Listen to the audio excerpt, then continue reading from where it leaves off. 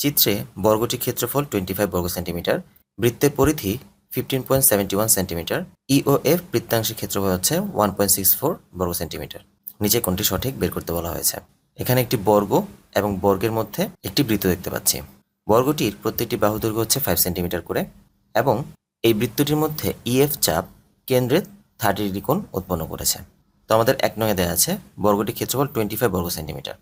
যেহেতু বর্গটির প্রতিটি বাহুর দৈর্ঘ্য 5 সেন্টিমিটার, আমরা জানি যে বর্গক্ষেত্রের ক্ষেত্রফলের সূত্র হচ্ছে এক বাহু স্কোয়ার, দ্যাট মিন্স 5 স্কোয়ার, অর্থাৎ 25 বর্গ সেন্টিমিটার।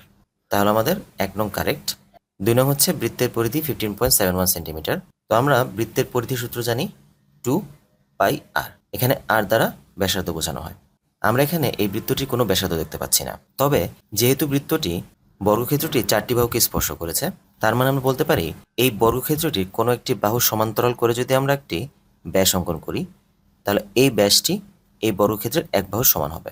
দ্যাট মিন্স এই বৃত্তের ব্যাস দাঁড়াচ্ছে 5 সেন্টিমিটার। আমাদের এখানে লাগবে ব্যাসার্ধ। ব্যাসার্ধ মানে হচ্ছে ব্যাসের অর্ধেক, দ্যাট মিন্স 5/2 মানে হচ্ছে 2.5 সেন্টিমিটার। তাহলে এই বৃত্তের পরিধি দাঁড়ায় 2 ইন্টু পাই ইন্টু 2.5, যার অ্যান্সার আসে 15.71 সেন্টিমিটার, অর্থাৎ 2 নং কারেক্ট।